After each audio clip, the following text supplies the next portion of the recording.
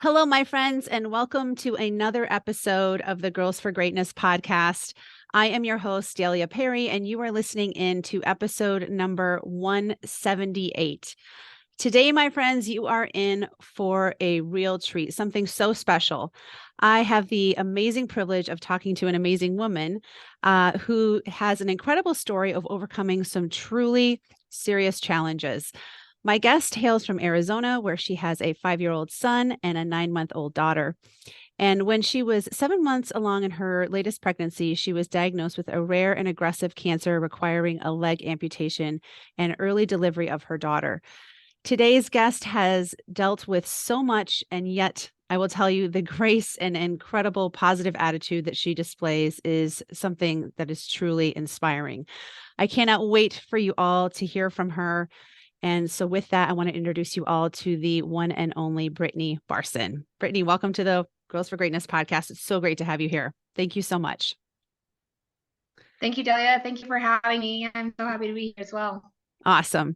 Well, I know that this is a big thing for you because, you have 2 kids and it's a big thing that you're putting into your day. So I really do appreciate the time. And I know there's a lot of different ways I can approach this episode. For those of you listening in, I know this may differ a little bit from some of the episodes I've done where I may be focusing on someone in the business world or someone who's, has something else that they're pouring a lot of their time and effort and whatnot into. But as I always say, I feel like everyone has an amazing backstory, an amazing history to why they're doing what they're doing. And just in general, everybody has their own story in life and their own challenges. And I just found Brittany's story to be so fascinating and so inspiring that I wanted to be sure to bring it all to you. But Brittany, would you start off by maybe just telling us a little about maybe your career before you were diagnosed, before, like what you were up to, and maybe even just a little, and I know I'll kind of prod some questions in there, but just a little bit about your journey and how this all has come about. Definitely. So my career starting before all of this had happened, I've been in the healthcare industry for my entire career period. I have a master's in biomedical informatics and I'm very interested in healthcare and looking at healthcare data. I spend all my time on the computer mining through claims and enrollment information. And so I'm very familiar with the medical industry, both from a payer perspective. I was with insurance before my current job, and also from the provider perspective. So now I currently work at Phoenix Children's Hospital in Arizona, and I've been here about 3 years. Wow. Wow, that's awesome. So you were obviously were you working then, I assume, during your pregnancy, your last pregnancy, when you were diagnosed? What kind of led to even, I guess, you being would even want to even go to a doctor for what was it kind of that led to that diagnosis? Definitely. So in August of 2021, I started to feel some pain in my heel and I ignored it, just kind of dismissive, thinking that it was an ankle sprain. It came and went.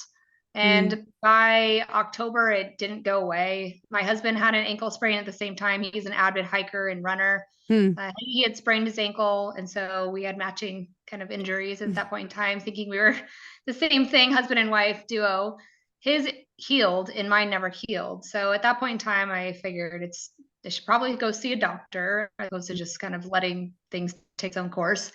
I went to an orthopedic doctor to look at my ankle, and he looked at it and said that it looked funny. It didn't appear in normal kind of imaging is what he would expect for an ankle sprain.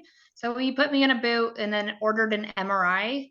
I was in a lot of on and off pain at that point in time, and got the MRI and quickly found out that I was actually pregnant. And at I got the MRI, and once I had the pregnancy results, we were trying to decipher what was on the MRI. It indicated that I had a vascular malformation in my foot, which I had never heard of, even with a time period in the healthcare industry. A lot of people that I talked to had never heard of it. Even the ordering physician who had been practicing for 25 years had never heard of a vascular malformation.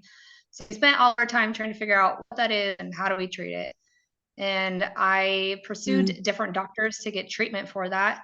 A lot of them just flat out told me no. So they will not treat me. There's a risk to the fetus at that point in time because there's a radiation that's introduced to the body, and it actually inhibits some of the growth for the actual baby. So they all denied me, stating that I could not be treated during pregnancy. I went to multiple doctors. I went to interventional radiologists. I talked to different orthopedic surgeons. I talked to vein doctors. I talked to all sorts of doctors, anybody and everybody who would listen to me, I talked to. So, and I just was in a lot of pain, and the pain increased as time went on.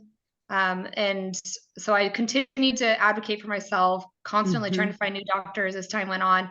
And then in about May of 2022, my heel and foot kind of started to change the way that it was in appearance. So I went back to some of the original doctors that ordered imaging and requested additional imaging to see if there's something else that we could do, because things were starting to take a turn for the worse. And I was in a lot of pain. I stopped being able to walk.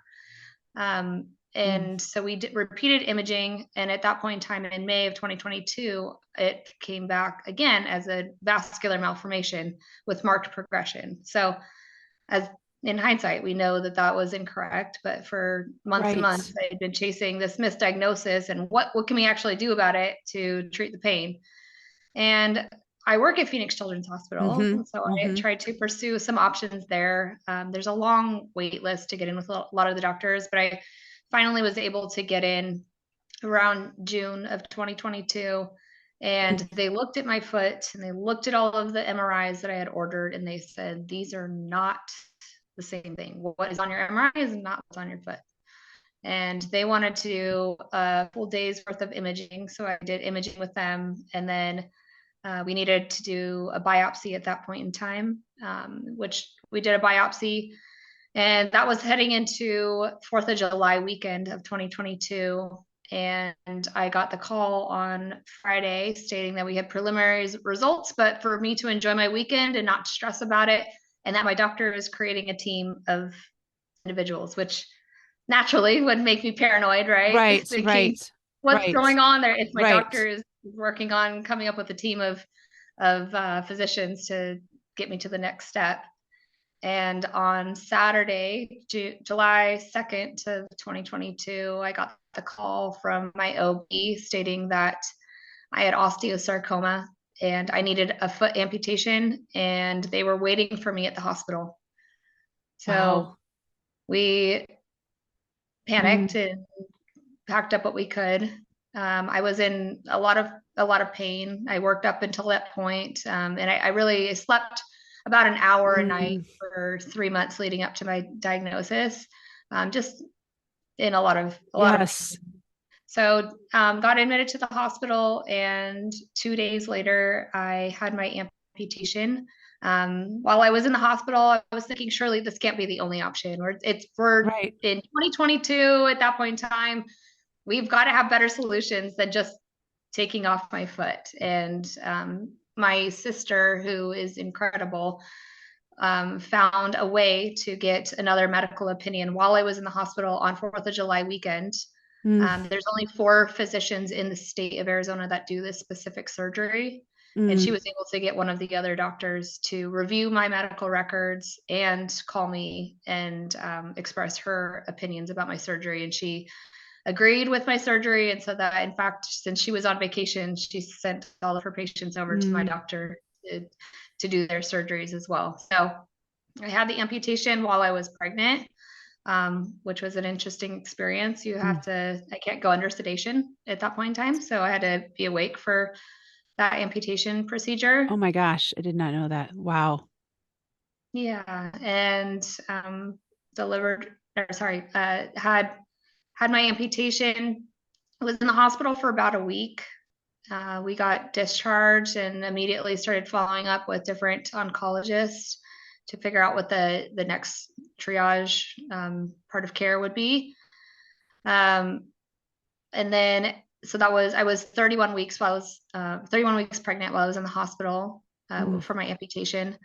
I got discharged and returned back to the hospital at 34 weeks. Had my daughter at 34 weeks in one day.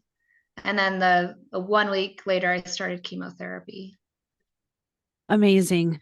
I mean, just truly, I mean, what you've been through is just an incredible story, Brittany. I guess one of the things I had thought about when I was preparing for this was just curious how, I guess maybe how you, I mean, I know that there's like no way to know, no way to like go through this when you've not been through it before, but just curious how you grounded yourself, I guess, enough in that process of just making it through, you know, each day. I mean, let alone the pain that you were in leading up to, you know, your surgery, but even just understanding, you know, mentally wrapping your head around, you know, a diagnosis and I'm just, you know, I stand in awe, but I'm just curious for you how you worked through that.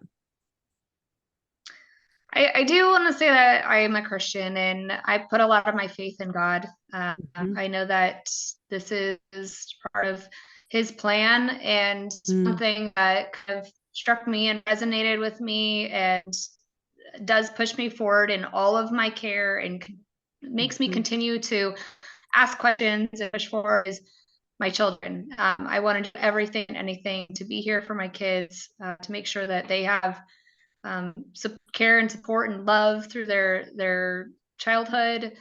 So I continue to push forward for them. And my daughter, had I been diagnosed any sooner with this cancer, my daughter probably wouldn't be here today. So Really? it was a beautiful miracle in terms of the timing of everything, that she was born at 34 weeks and you can deliver a baby as early as 32 weeks with minimal implications to the child long term. So she was born at 34 weeks and had to spend some time in the NICU, but she overall was very healthy. She has no health concerns to this day. And so that's how I get strength through this, knowing that my daughter is supposed to be here. And it's a beautiful miracle and blessing that she is here and she's healthy. Sure. Sure. Was there,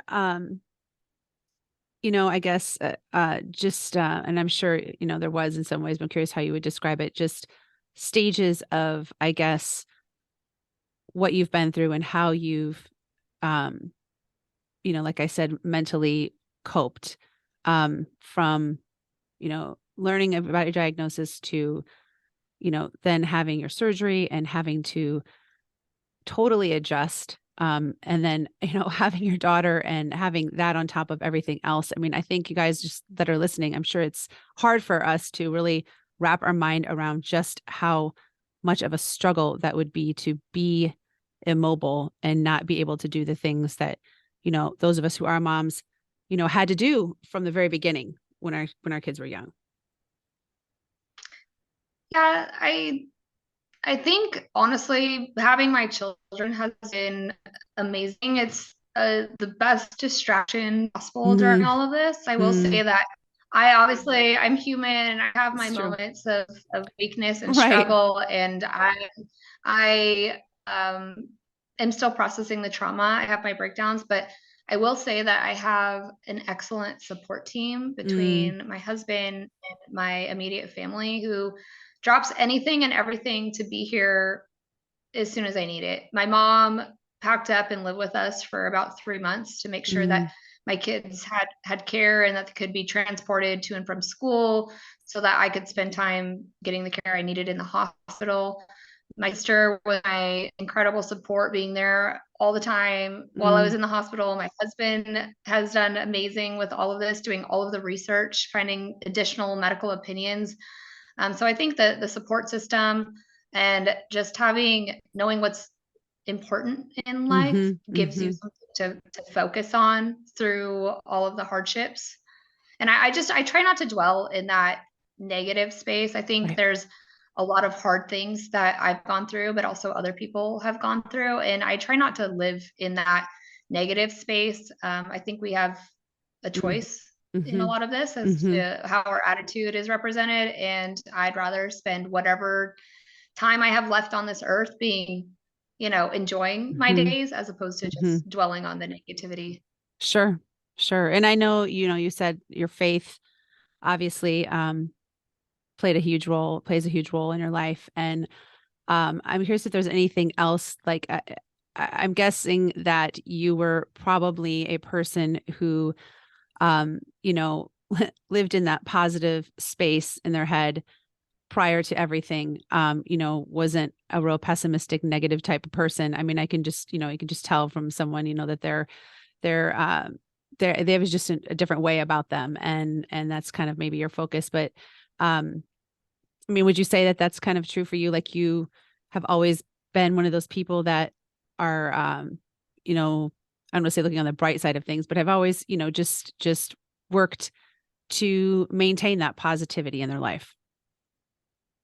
I would say that's true. I would rather be happy with the choices that I made and the Hmm. things that I say about people as opposed to, Right. just really feeling terrible at the end of the day about the way I make somebody feel. So I try to be positive in most aspects of my life. Again, I'm human, so there Of are times course. of Of moments of course. weakness, but I think that overall I try to choose happiness when possible. Yeah. That's awesome. That's awesome. I'm curious what you would say, and I'm sure there's many things, but what have you learned about yourself through this journey? What have you come to realize like, wow, I possess these qualities that maybe I didn't realize I did. I have learned that I am much stronger than I ever gave myself credit for. Hmm. I can go through a variety of procedures with Mm, little fear or, just kind of embracing what's to come. mm, I have learned that I'm resilient in all of mm-hmm, this, that mm-hmm, um, I continue to push forward and know what the next steps are. Um, I I think advocacy is a huge thing, and I think not being afraid to advocate for yourself or finding somebody that will advocate for you. You are deserving. Anybody is right. of deserving nature of all of these things. Getting my prosthetic was a feat in advocacy. Mm, Just making sure that what I was doing throughout my medical care to actually get chemo was a testament to my advocacy, just making sure that I was pushing forward to get best possible advice with my care. And I think just really feeling confident with your decisions, making sure mm, that for me, like resonating with my providers, making sure there's a feeling I get when I talk with my providers to make sure that they're the right ones that genuinely care for me and my outcome. That I sure. just I've learned a lot about that process and making sure that I'm just really pushing forward because I deserve it as well. Have you always been an outspoken type person, like a person that's not afraid of confrontation? Because I will tell you, I'm not one of those people. And so No, to hear you talk about that, I'm like, oh, but I can imagine if you're, in a situation where, this is my health, my life, I have no choice but to do this. no, I will say that this is a totally new personality for me. Mm-hmm. I have not always been this way. In fact, Mm-hmm. my mom used to say that she was going to try to make me tougher as a kid because I was Mm, just really soft spoken and kind and gentle, and she just wanted to make sure that I could take care of myself in whenever confrontation were to present itself. And I think that over time I've learned to have more of that confidence, but specifically with this last year, I have really learned to find my voice and speak up for mm, what I want. My intention is not to hurt anybody else's feelings. My intention really is to make sure that I'm getting the right care for myself. So I am not, but I think you just need to be researched and just as long as you can present the facts to whoever you're speaking to yeah, about advocating your case, that I don't if they're mature enough, then I think that they will really respect what you have to sure. say. Sure. Have you had to advocate just in terms of timeliness or or just the actual, care that you've gotten, in general? Both. So while I got chemo, so I'll back up a little bit. The chemo plan that is available for osteosarcoma patients was developed in the 80s. So we have not had any additional true like beneficial treatments that have been developed since the 80s. And so that while that works for some people, it doesn't work for everybody. And unfortunately, that treatment protocol did not work for me. So I did 3 rounds of chemo with that care. And there was a spot in my leg that tripled in size after my 3 cycles of chemo. And so unfortunately was telling that the chemotherapy was not working and we needed to change plans. And I fought tooth and nail to make sure that we were getting the right care. We did a surgery 4 days after I got that diagnosis that the spot in my leg had tripled in size.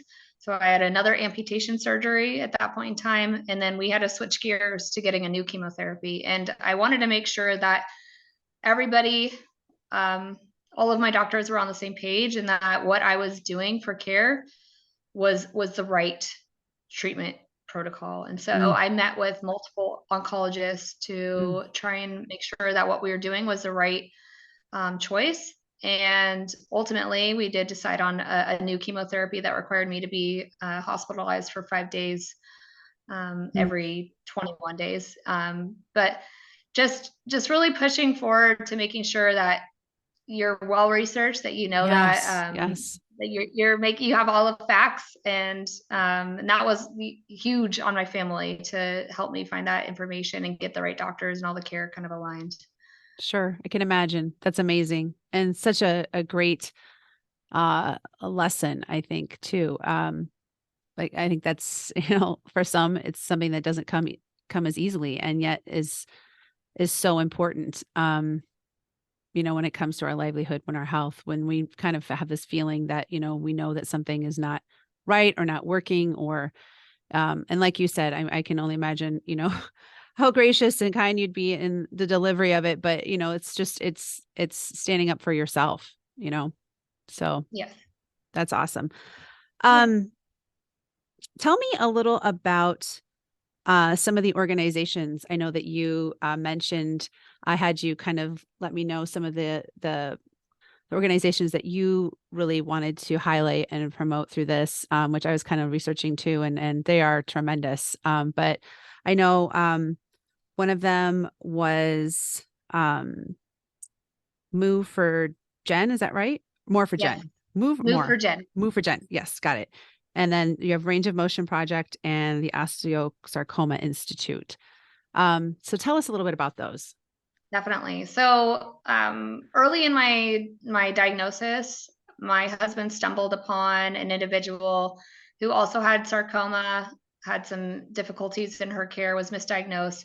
I connected with her and she quickly recommended Move for Jen, which is a foundation, amazing foundation. So Jen, who's the founder, is actually a sarcoma survivor. She had her foot amputated.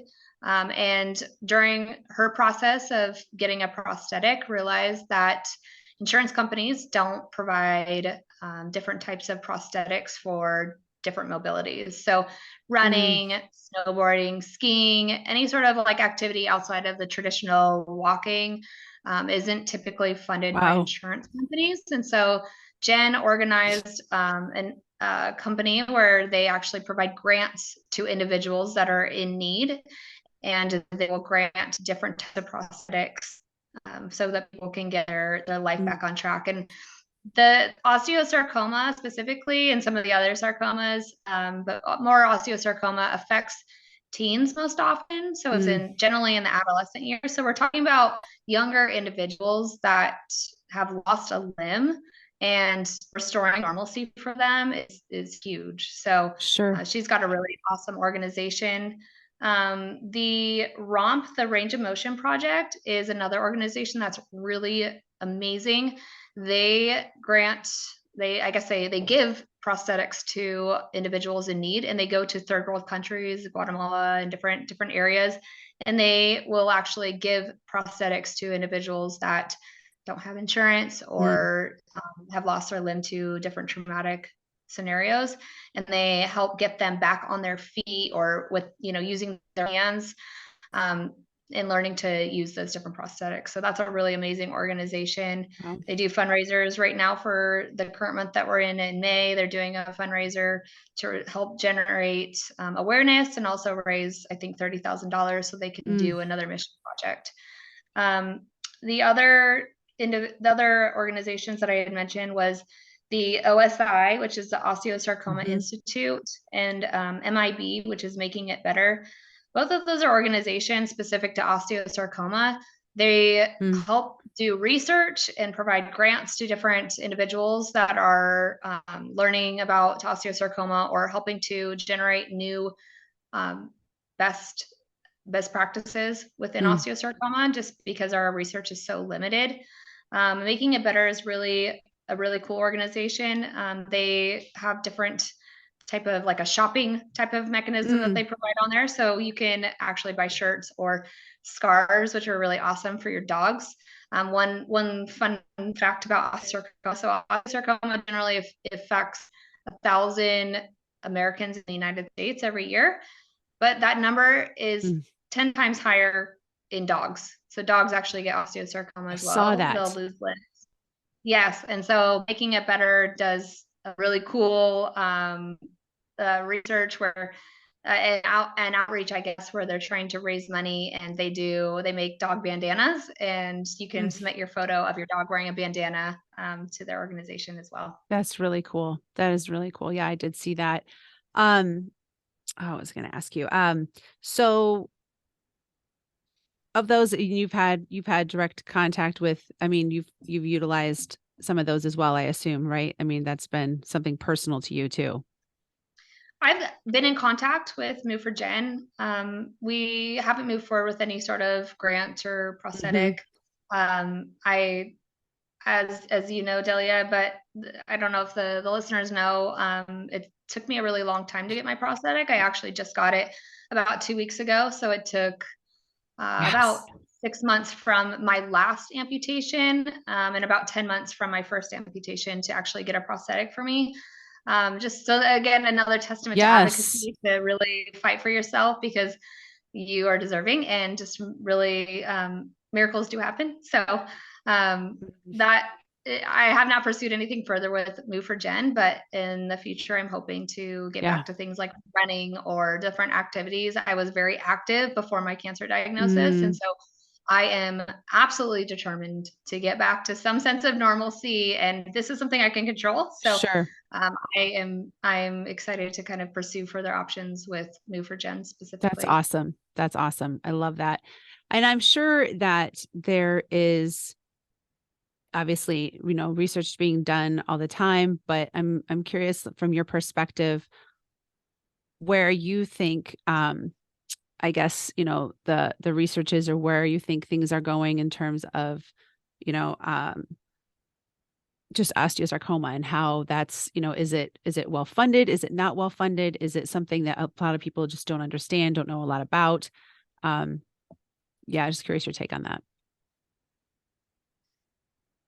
I'm excited about the new research opportunities that are out there. There's a lot of different research. A lot of people are trying to come up with new different treatment protocols. Unfortunately, I think we're still a ways away. We don't understand the mechanism under which that osteosarcoma starts. It's kind of I've heard other individuals describe, it's kind of like a bomb going off in your body, and there's a variety of things that can happen to cause that. And so unfortunately, I think we still have some research and other things to do before we can kind of come up with a next steps on there. And sarcoma in general tends to be called a forgotten cancer, unfortunately.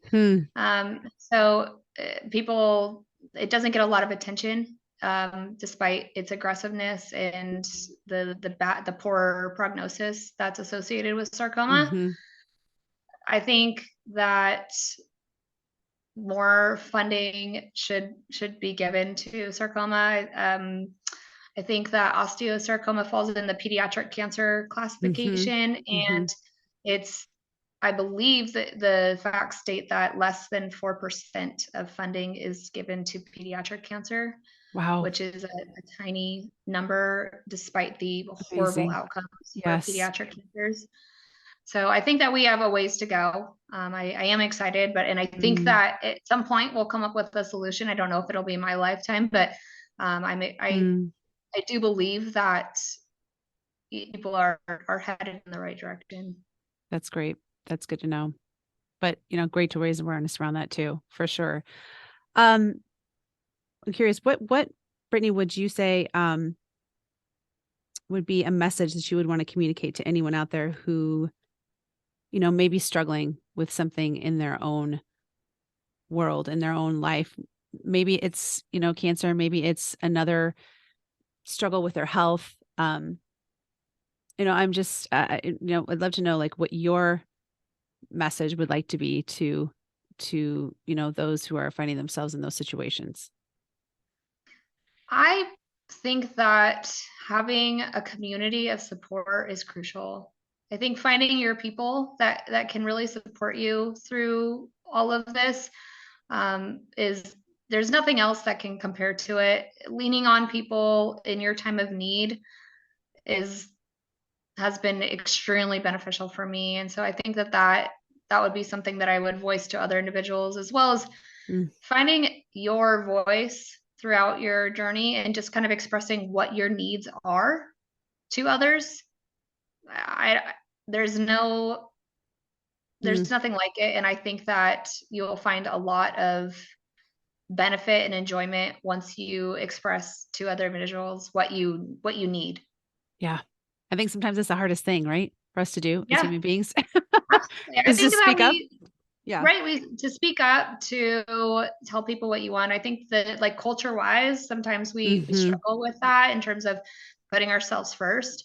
And I think that when you're in a time of need, that I think it's important to speak up. And additionally, I think for me going through this as well, I think people have been afraid to kind of tell me their burdens too. And I recognize that while my heart is hard for me, that your heart is still hard for you. So I think that people need to be validated in what they're going through is also difficult, and to not judge or measure your different type of hard with other people, and making sure that you can find that support system that will support you through anything. That's great advice, Brittany. Great advice. I love that. And you're right. I think that's something I know I've done, and I think we all have done, is that measuring of saying, well, I'm not going to, talk about where I'm at because, maybe someone else has had, a much more difficult situation. And I think a lot of people shy away from, talking about their story, what's been a struggle for them and how they've overcome it. And that's, such a huge part of what this podcast is about, because I think a lot of us sometimes feel like, we haven't, overcome enough, or we haven't, we're just, I feel like everybody has something, everybody has something. You don't escape this life without struggle, without hardship, without heartbreak, all of us. I mean, it's inevitable. Some, obviously situations are very different, but I think just coming back to that is just human beings, and showing empathy to one another and compassion is just so, so important. So important. Completely agree. So my last couple of questions that I ask my guests, this has been so fun. Tell me 3 words that best describe who you really and truly are. I think I am positive. For sure. I am genuine. And I think I am, one thing I've learned this year is determined. Love that. Love that. Tell me one thing that you maybe are currently working on to improve in your own life. That is a good question. One thing that really resonated with me in the last year is this phrase, attitude of gratitude. Mm, And I think that that's something that mm, I am really trying to find. While things are hard for me, I'm trying to find the things that I'm grateful for. I'm grateful for being able to get outside and enjoy this lovely mm, weather, or being able to, smell these beautiful flowers that we've had. I think really just taking time to find gratitude mm. in all of the little things that we have in our life. So true. Yes, such great wisdom. And my last question, which I mean, seems really silly to even ask this because I would be so proud of so many things, but tell me one thing that you are proud of yourself for being or doing. Hmm. I Not to beat a dead horse, but I think I'm definitely proud of my advocacy within this Mm, last year, hmm and my determination to not take no for an answer, mm, or to, if if somebody tells you something that just doesn't sit well with you, mm, for example, like a provider telling you that no, you can't have that surgery, that's probably not your provider. To find somebody else that mm. will. And so just being determined to really prioritize yourself and those around you. That's so great. That's so great. I love it. And you're definitely an example in that. Brittany, so much, I could say, but just, thank you so much for taking this time to chat. It's been, just amazing to hear your story, which is so empowering, so inspiring on so many different levels. I just really appreciate, you taking the time to do this and to tell us, what you've been through and your journey and where you're going from here. And, I'll be thinking of you. So I really, really appreciate it. Thank you so much for having me. And honestly, thank you for helping me generate awareness for these different Of course. organizations. And I really appreciate it. Thank you for having me on your show.